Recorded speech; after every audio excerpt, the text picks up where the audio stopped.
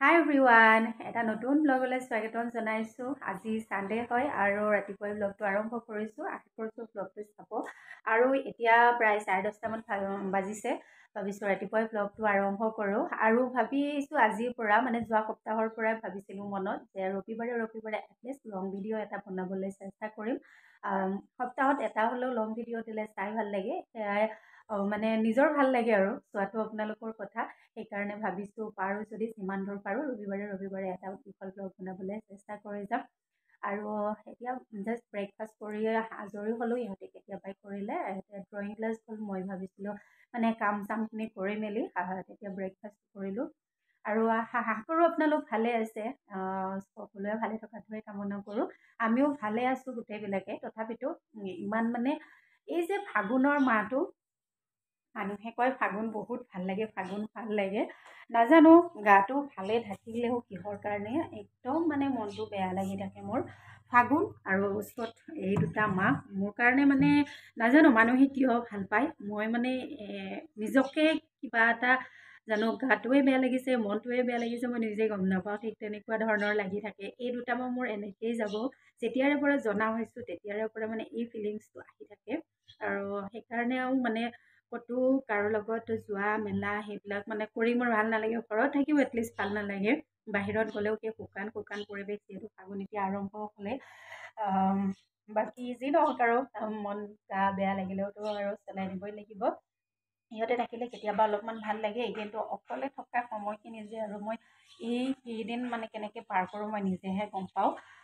ইয়াতেতো অকণমান ঘৰৰ ভিতৰতে থাকোঁ। যেতিয়া মই ঘৰত আছিলোঁ, গাঁৱত আছিলোঁ, গাঁৱৰ পৰিৱেশটোতো আৰু উৰুঙা যেতিয়া বতাহ মাৰে কিবা হৈ যায় আৰু মোৰ হ'লে একো ভাল নালাগে। আৰু বাকী এয়া আৰু কাম বনবিলাক কৰি আছোঁ। আৰু এটা জমনি হ'ল কি, মোৰ আজি যোৱাকালি মই দুপৰীয়াই গা চা ধুই মেচিনত কাপোৰ দিছিলোঁ। পিছবেলা আৰু মই ভাবিলোঁ এতিয়া নেমেলোঁ, ৰাতিপুৱা একদম মেলি থৈ দিম। আৰু এতিয়া ৰাতিপুৱা উঠি চাওঁ যে কালিৰ পৰা মেচিনটো কি অন হৈ আছে। মই যে চুইচটো ক্লিক কৰা নাছিলোঁ, সেইটো মই জনাই নাছিলোঁ। ৰাতিপুৱা বন্ধ কৰি থৈ এতিয়াহে কাপোৰ চাপোৰখিনি ধুই লওঁ। আৰু আজি এঠাইত যাবও লাগিব। এতিয়া যোৱা কথা একদম নাছিল, মনটো একদম ভাল নাই। যাম বুলি ভবা নাছিলোঁ, কাৰণ এনেকৈ যাবলৈ মনটো ভাল লগা নাই। আৰু মোৰ মাহী ঢুকাইছিল বুলি যে কৈছিলোঁ, আজি 40 হেৰি আছে, দোৱা আছে। সেইকাৰণে অহাৰ দিনাই ল'ৰাটো মাতিব অহাৰ দিনাই কৈছিলোঁ যে মই যাব একদম মন নাই, যে মাহীৰ ঢুকুৱা কাজ খাব যাব লাগিব। মনটোৱে নকয়। আৰু এইবিলাক নিয়ম কিহৰ কাৰণে মই নাজানো। মানুহ এটা ঢুকাই যায়, কিন্তু ভোজ ভাত কৰি একদম মানুহে উৎসৱ পাতে। আমাৰতো অকণমান দেৰিয়ে হয়, 40 দিন পিছত। যিখিনি হিন্দু সম্প্ৰদায়ৰ থাকে তেওঁলোকক দেখা পাওঁ যে 10 দিনতেই মানুহৰ সুখটো যাবই নাপায়। তাৰপিছতে ইমান ধুমধামেৰে পেণ্ডেল চেণ্ডেল পাতি ভোজ বনা কৰিব লাগে। এইটো নিয়ম কাৰণে কৰিবই লাগিব, নিয়ম বনাই দিছিল। কিন্তু নিয়মটো কিহৰ কাৰণে হৈছিল নাজানো। একফালে সুখৰ চাহ, আনফালে আকৌ ভোজ ভাত কৰাত দিহাটো লাগিব। গতিকে ব্যস্ত হৈ যায় মানুহখিনি। সেয়াই আৰু আজি তাকে ভাবিছোঁ। এতিয়া ইহঁতেও হাজবেণ্ডেও কয় যে অকলে যাব ভাল নালাগে মোৰো, যাই আহোঁ ব'লা। অকণমান দেৰিকৈ যাম চাগে। ময়ো ৰেডি নাই আৰু যোৱাটো ভবা নাছিলোঁ, যে যোৱা ৰাতিলৈতো মই যাম বুলি ভবাই নাছিলোঁ। এতিয়া ভাবিছোঁ যায়ে আহোঁ। আৰু সেয়াই আৰু বাকী যি নহওক, গা চাহখিনি ধুই মই ৰেডি হৈ থাকোঁ। চুলিত তেল লগাইছিলোঁ যোৱা ৰাতি, আৰু ইমান মূৰটো বিষাইছে। মোৰ ভুলৰ কাৰণেও হয় আচলতে। চশমাযোৰত মোৰ বহুত পাৱাৰ আছে, কিন্তু মই এলাহতে পিন্ধিম বুলি ভাবি থাকোঁতে মোবাইলটো এনেকৈ চাই থকা হয়। কালি মূৰৰ বিষত থাকিব পৰা নাই, একদম পূৰা চিকেন লৈছোঁ। এতিয়া অলপমান চেম্পু টেম্পু কৰি দিওঁ। চুলিবিলাকতো সৰুৱে নাইকিয়াই হৈছে, উফি হৈছে। উপায় নাই আৰু বাকী দেখুৱাই আছোঁ, চাই যাব ভিডিঅ'টো।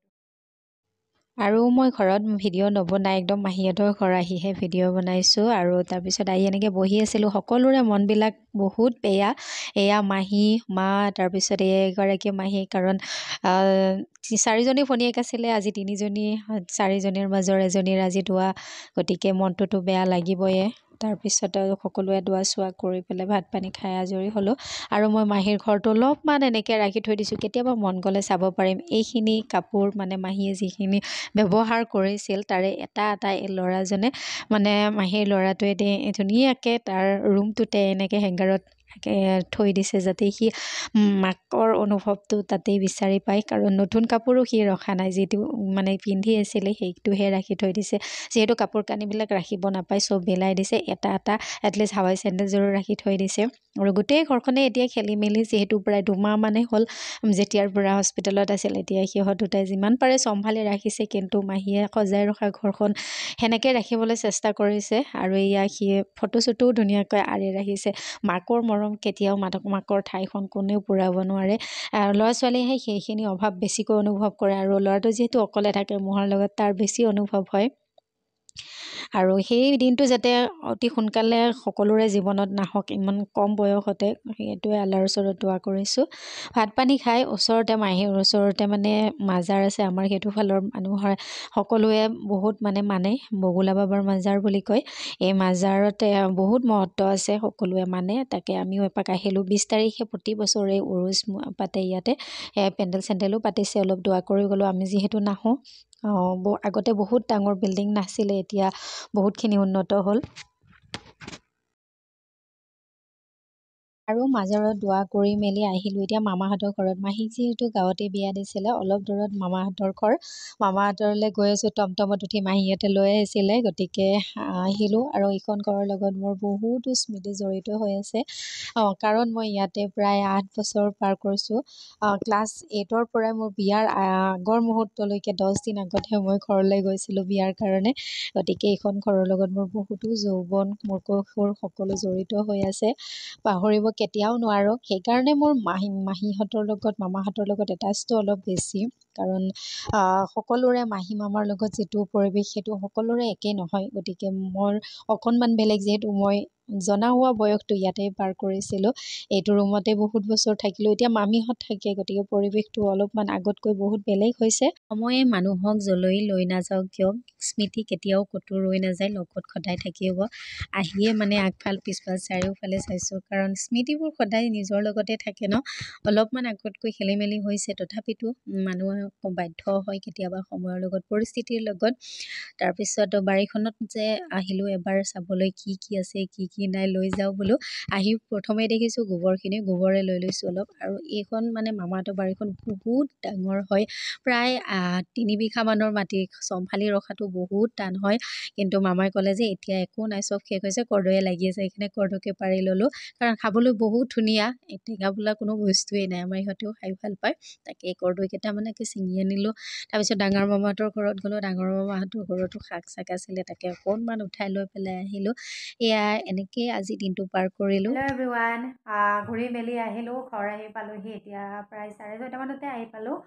হাত ভৰি ধুই ফ্ৰেছ হৈ ল'লোঁ, আৰু সিহঁতক এতিয়া পঢ়িব দিছোঁ। আজিৰ দিনটো অলপমান এনেকৈ ভিডিঅ' বনালোঁ, লগতে আপোনালোকৰ লগতো শ্বেয়াৰ কৰিলোঁ মোৰ আগৰ সময়খিনি। এক্সামো আহিলে, 2 দিন পিছত এক্সাম, গতিকে অকণমান এতিয়া পঢ়ুৱাই লওঁ। টোপনিও ধৰিছে সিহঁতৰ, ধৰি মেলি আহিছে, হয় নহয়? এনে টোপনি নধৰিলেও এতিয়া পঢ়িব লৈছে, টোপনিটো আহিবই। টোপনি লাগিলে নেকি? গতিকে টোপনি নধৰাওঁতে অকণমান পঢ়াই লওঁ, লগতে আজি চানডে ব্লগ বুলি এইখিনিতে শেষ কৰোঁ। আকৌ নেক্সট চানডেত যদি পাৰোঁ মই ব্লগ বনাবলৈ চেষ্টা কৰি যাম। তেতিয়ালৈ সকলোৱে ভালে থাকিব। আকৌ এটা পুনৰ ভিডিঅ'ত লগ পোৱাৰ আশাৰে আজিৰ এই ব্লগটো শেষ কৰিছোঁ।